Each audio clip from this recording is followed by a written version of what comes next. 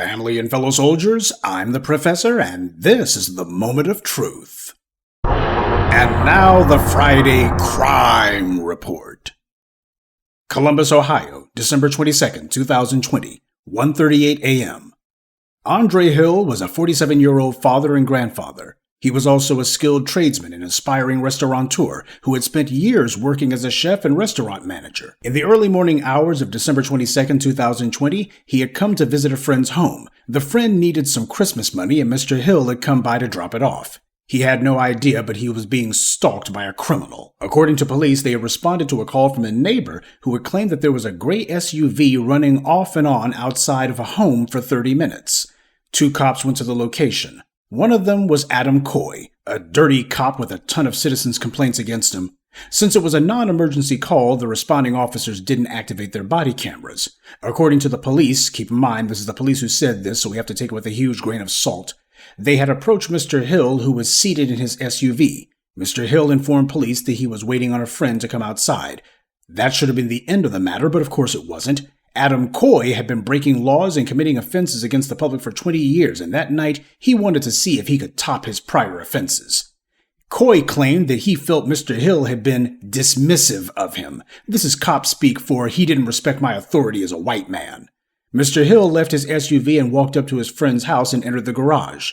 The killer, Coy, claimed that he thought Mr. Hill was trying to break into the house. Now, Mr. Hill was just approached by these police, who were only a few feet away, and yet this guy claims he thought Mr. Hill was now trying to break into the house when he had been right in front of them.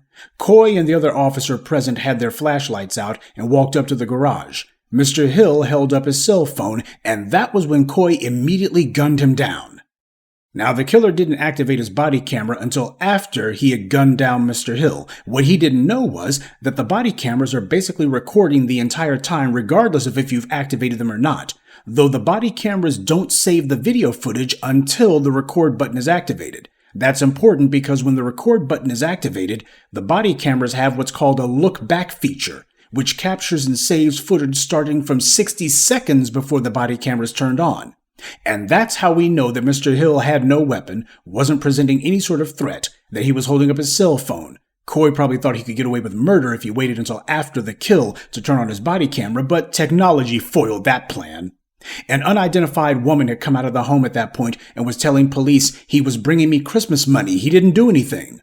Of course, the police didn't release the footage of this latest murder that they had committed. It took a public records request to force them to give that up. In the body cam footage, Hill clearly does not have a weapon at all. He's clearly holding up a cell phone and showing it to the police. There was no threat of any sort, though he was also wearing a Black Lives Matter shirt, which to the police is a threat in and of itself. After gunning him down, the assailants made no attempt to render aid or even to summon medical assistance. In fact, after shooting him, the police handcuffed his corpse. This is a perverse, sick ritual that these thugs with badges like to carry out after they've murdered a black citizen. I'm sure if you check the white supremacist message boards and chat rooms, you'll find that this is some sort of putrid little celebratory practice they like to do. In the aftermath of this latest murder by Ohio police, the city of Columbus refused to do anything. They dragged their feet and didn't take any action. They were hoping that this would all go away and that the attention would fade. Only it didn't. The white media, especially the ones on the white right, gave the usual lies and shop-worn excuses that police have to make split-second decisions, don't you know? Even though there was no threat, nothing to prompt use of force or even an argument. As usual, this criminal didn't murder this black man because he had a reason. He did it because he thought he had an opportunity. It would be another 3 months of public outcry before the authorities finally realized this story wasn't going away. They wouldn't be able to wait this one out or for it to blow over. So on February 4th, 2021, the killer was finally indicted and charged with murder, felonious assault, and 2 counts of dereliction of duty. Whenever police are caught committing murders or some other criminality typical of their kind, the white media is always the first to come running to defend them with the usual canned excuses and lies, false claims that they have split seconds to make a decision, when in reality they will stand there for minutes on end. The police take routine circumstances that a normal person wouldn't even blink at, and the police make them into violent encounters. People simply standing in front of them, and they kill them on the spot simply because they know that the authorities aren't going to do anything about it. So of course the white media tried to lionize this murderer from the very beginning, telling everyone how long he had been in the police department. But what the white media didn't do at the time was to inform the public that Coy had a long history of complaints, with more than 36 citizen complaints filed against him since he had joined the department. A dozen of the complaints were related to the use of force, which means that this thug had a long track record of drawing his gun or assaulting citizens when it was clearly uncalled for. As usual, just like all these other thugs with badges, this guy had a ton of citizens' complaints. His behavior was well known to the department, yet they did nothing about it. They didn't fire him, didn't even suspend him. So this is the kind of trash they want on the streets precisely because of his behavior, not in spite of it. In May of 2021, the city settled with the family of Mr. Hill for $10 million, which was a record for the city. Coy was finally put on trial this year, and the Fraternal Order of Police paid for some legal pimp to defend him and try to fly every trial balloon and Hail Mary they could, including the old standby, "He was afraid for his life." Yeah, that cell phone looked very dangerous. Even his own lawyers said it didn't matter that Mr. Hill was unarmed. What mattered was, what did this killer believe? What did he think? Now, of course, these are the exact same people who will tell you you can't tell what's in someone's heart, you can't tell what's in someone's mind. And yet they say, well, just take my word for what was in my heart and in my mind. They want to have it both ways. So they were just flying one trial balloon after the next, hoping that the white members of the jury would get on code, and they threw every dog whistle they could. Well, this week, Coy was finally convicted on all counts, including murder. The police union, of course, defended this killer, and no one in law enforcement called for any sort of legislative measures to punish the so-called bad apples, which is because there's no good ones. Prosecutors asked for an immediate sentencing, but the judge, telegraphing that he's going to try to give an acquittal from the bench, he says that he's going to wait until November 25th before he hands down a sentence. Now keep in mind, that's only a few days before Thanksgiving. So this means that he's going to try to wait until he thinks everyone's distracted with holiday activities before he attempts to subvert the conviction with some slap-on-the-wrist lowball sentence. We'll continue with the moment of truth in just a moment, but first, a word from the official sponsor of Black Empowerment, Power Tools. There's no telling when something's going to come up, so make sure you carry your power tools at all times. You never know when you're going to need to bring the hammer down, or when you'll have some trash that needs to be blown away, or some obstacle that requires cutting down. Don't get caught empty-handed. Keep your hammer close by.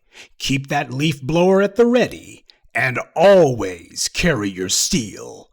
Power Tools. Because no matter what your day job or side hustle may be, there's no excuse for not being ready to put in some work. I don't like doing these crime reports, not this kind, where I have to report on a black person being murdered by the police. This killing happened in 2020, when it was Trump in office, but perversely, more black people have been killed since Biden took office than when Trump was in the White House. That's significant because when Biden became president, the police correctly understood that he was going to give them the green light, which he did. They knew about Kamala Harris's reputation as Attorney General of California, the largest state in the union. How could they not know about her? Biden's anti-black attitude has been very well documented and known to police. He authored the '94 crime bill, after all, and has for decades gone out of his way to show his contempt for anything that even seems considerate of black people. On the campaign trail, instead of promising to finally punish the police for their rampant killings and criminality, Biden, you'll recall, promised to misdirect COVID money to the police instead, financially rewarding them for their murders instead of punishing them. And that told the thugs in blue everything they needed to know about what to expect from him as president. He emboldened them to not only continue committing murders, but to commit more of them, which they did. So, for the last 4 years, where have the protests on this massive uptick in police murders been at? It didn't materialize because people didn't think that there was a problem. Why? Once Trump was out of office, they began to imagine that Biden was different. There was a collective snooze button that had been hit in the consciousness of the public. The black media talked about it, but at the end of the day, the people themselves as a group were not seeing that there was a problem that was happening. The usual mechanisms and the usual motivations that would have people in the streets had been dulled. We saw the exact same thing after Obama was elected. All that revolutionary energy that had been building in the years before had been dispersed. Now, this might seem like a minor point, but it's not. The white supremacists understand exactly what it is that prompts people to take to the streets and to take action. and they also are savvy enough to understand how to try to disperse that kind of energy when it builds. Dr. John Henrik Clarke said that revolutions and revolts take on average between 10 and 20 years to come to a head. The white supremacists understand that principle as well. Citizens had long been sick and tired of the thugs in blue being allowed to get away with murder for decade on end, and finally a critical mass of them had had enough in 2020. If Obama and Biden had their way, though, these cops still wouldn't be punished for their crimes. The social change that took place in 2020 was, in fact, a paradigm shift, but the Democrats have not been trying to encourage it. They've been trying to stop it, because both political parties are on the side of the thugs in blue, and that's no surprise. Democrats and Republicans both play the political equivalent of good cop, bad cop against us. But like every good cop, bad cop situation, both of them are working against you no matter what the good cop claims. Now, there's one more aspect to this that I would be remiss in not mentioning. You'll notice that in the last 4 years, I haven't said one word about the murder of Andre Hill before now. Even the people who had posted comments about it asking me what did I think about it or did I have any sort of briefing that I would give on it, I didn't even bother to respond. And now that the verdict is in, I can go ahead and tell you why. First of all, Mushmouth Crump was representing the family of the deceased. That creep is an ambulance chaser, and when you see him, it's never a good sign, so that was the first red flag. But you'll recall that Crump's presence didn't stop me from advocating for the family of Ahmaud Arbery. And why was that? Well, look at the family of Andre Hill and what they did. His own brother was making public statements saying that this wasn't about race. Quote, "It's not a black and white issue, this is a people issue." But the topper had to be when he actually had the gall to say that he appreciated the good police officers and that they didn't deserve to suffer and be mentally tormented because the public would think that they were like this murderer Coy. He said that. When I saw the family's remarks like this, I decided that I wouldn't say anything. If the family of these victims don't think that it's racial, then what would we look like saying that it is? I simply reserve comment until after these cases are over, and this is the kind of discipline we have to have, family. Biden and the Democrats aren't the only ones who help to create a permissive environment for police criminality.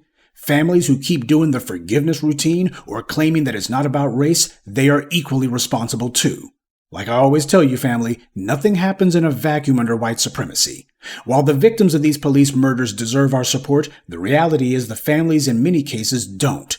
Now, I don't know if this is a case of someone chasing the bag or of some other questionable motive, but I do know that for the family to be giving sympathy to the very gang of criminals who carry out these executions and to bestow appreciation on the very street gangs who defend killers like this and who say nothing about it or do anything about it for decades on end, I'm sorry, but we just can't stick up for everyone. The police in Columbus and throughout the state of Ohio had become notorious nationwide for a string of murders of black men and even children like Tamir Rice.